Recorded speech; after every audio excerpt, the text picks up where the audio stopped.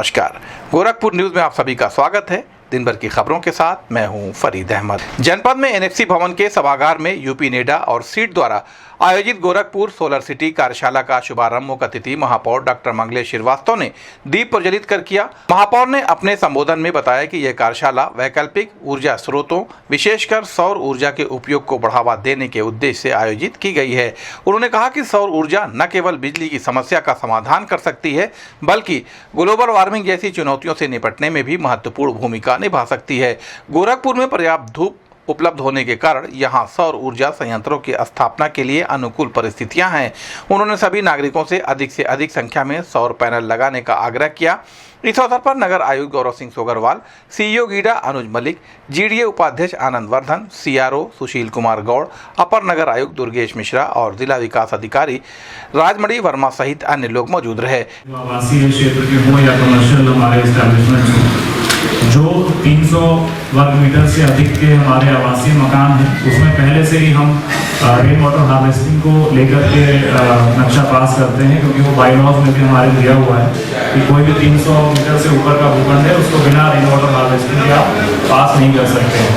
तो इसका भी औचित्य यही है कि वाटर कंजर्वेशन की दिशा में हम लोग एक उसको प्रयास करें, लोगों को प्रोत्साहित करें। हाल में जीडीए ने एक पहल की थी सेफ सिटी को लेकर के, जिसमें कि ये बात हुई कि जो भी नक्शे हम पास करते हैं, मैंडेटरी कंडीशन नहीं लेकिन एक कंडीशन लगा के ये पास करते थे कि सभी लोग अपने घरों पे सीसीटीवी इंस्टॉल करेंगे। कल को कोई भी घटना होती है या पुलिस को कोई इन्वेस्टिगेशन करना होता है, जितने ज़्यादा सीसीटीवीज शहरों में लगेंगे या घरों में लगेंगे, उससे हमारा फुटेज कैप्चर होता रहता है और किसी भी क्राइम होने की दशा में उसका एक इन्वेस्टिगेशन और एक दूसरा कंक्लूजन हम लोग जल्दी उस पर पहुँच सकते हैं। मुझे लगता है इसी प्रकार से जो थोड़े से बड़े हमारे आवासीय भूखंड हैं, 300 वर्ग मीटर से ऊपर के जो आवासीय भूखंड हैं, उस पर निश्चित ही हम लोग सौर ऊर्जा का या रूफटॉप सोलर प्लांट का भी प्रावधान कर सकते हैं। इसके संबंध में अभी हम लोगों ने चर्चा की है और मुझे ऐसा लगता है कि बहुत शीघ्र हम लोग इसमें पब्लिक नोटिस दे करके कुछ ऑब्जेक्शंस और आप लोगों की बात भी इसमें सुनना चाहेंगे, क्योंकि मुझे लगता है कि ये एक अच्छी दिशा में प्रयास होगा कि हम लोग सभी 300 वर्ग मीटर से ऊपर जो बड़े बड़े मकान होते हैं उसमें तो हम कंपल्सरी करें ही कि आप लोग सोलर रूफटॉप एनर्जी का इस्तेमाल करें। आप सभी को मेरा यथोचित प्रणाम निवेदित है। अभी आपने सारे सम्मानित अधिकारियों की बातें सुनी और उन्होंने किस किस तरह से ये इसके लाभ हो सकते हैं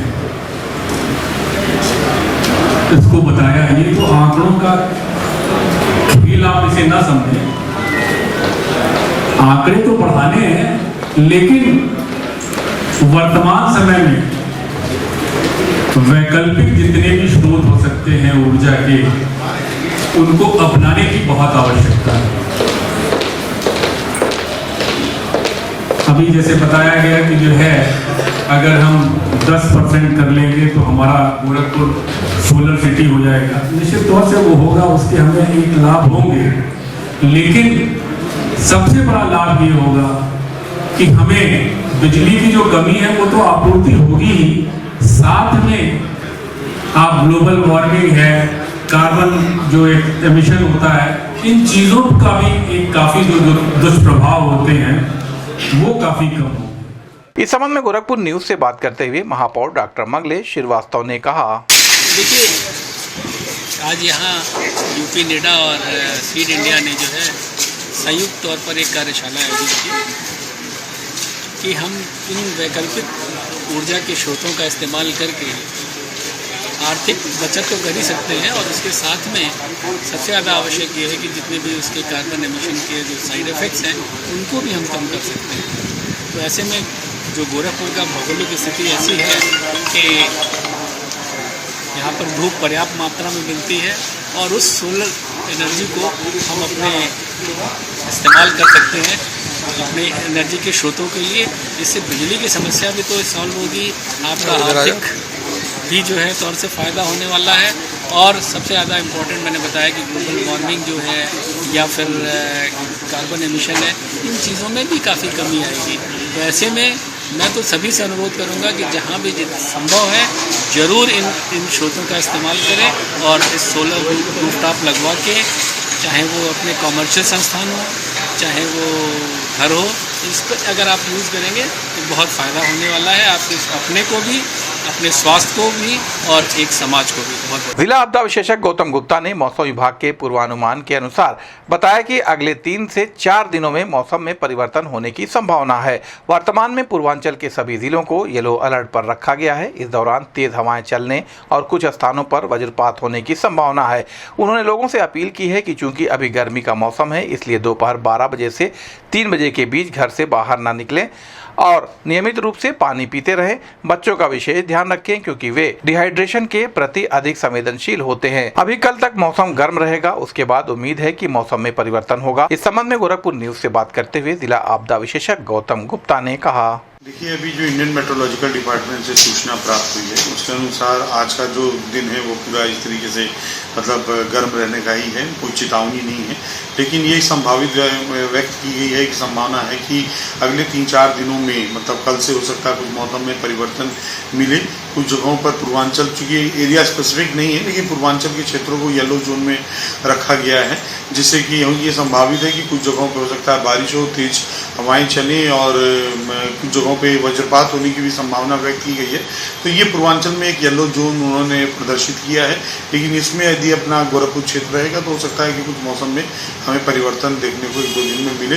लेकिन इस समय वाकई में गर्मी बहुत ज़्यादा है और ह्यूमिडिटी बहुत ज़्यादा है इस समय।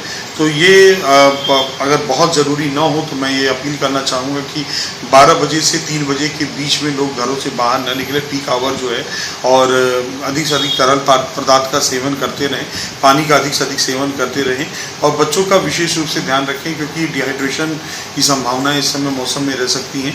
तो इसलिए अभी थोड़ा सा मौसम इसी प्रकार गर्म बना रहेगा, लेकिन ये कि कल के बाद से कुछ थोड़ा परिवर्तन देखने को मिल सकता है। जीडीओ उपाध्यक्ष आनंद वर्धन ने कहा कि जो हमारे निर्धारित जोन्स हैं उसमें हमारे एई व जेई काम कर रहे हैं। अवैध अतिक्रमण की सुपरवाइजर लेवल पर मॉनिटरिंग की जाती है।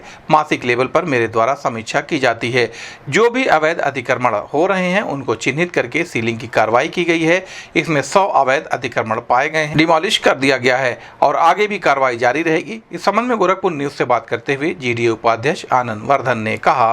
जो हमारे निर्धारित जोन्स हैं उसमें जो हमारे जेईज हैं और एई लेवल पर मॉनिटरिंग होती है, सुपरवाइजर लेवल पर हम लोगों ने मासिक बैठकों का मेरे लेवल पे और साप्ताहिक बैठक जो है वो एक्सीएम लेवल पर निर्धारित की हुई है, जिसमें कि लक्ष्य दिए गए हैं प्रत्येक क्षेत्र में। तो जो भी मेजर रोड्स पे अवैध निर्माण सामने की तरफ हो रहे हैं और नोटिस दिए जाने के बावजूद उसमें अगर कंटिन्यू हो रहा है निर्माण, उसको सीलिंग की भी कार्रवाई की जा रही है। इसी तरह से जो अवैध प्लॉटिंग है इसको चिन्हित किया गया है। लगभग 100 अवैध प्लॉटिंग में से लगभग 70 हम लोग ऑलरेडी डिमोलिश कर चुके हैं और बाकियों का डिमोलिशन ऑर्डर पारित करके आगे की कार्रवाई की जाए।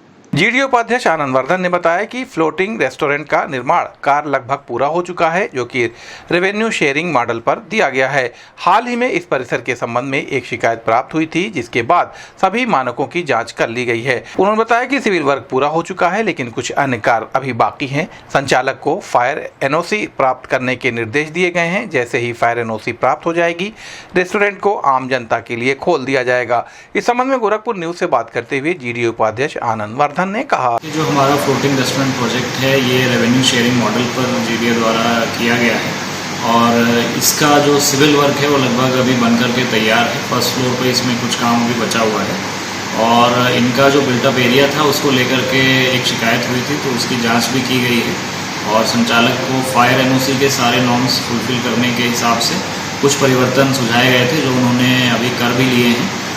तो फायर एनओसी प्राप्त होने के तुरंत बाद ही हम लोग प्रयास करेंगे कि इसका हम लोग उद्घाटन कराएं और जनरल पब्लिक के लिए इसको। रामगढ़ताल थाना पुलिस ने हत्या के प्रयास करने के आरोप में 10,000 रुपए के इनामी अभियुक्त को गिरफ्तार किया है।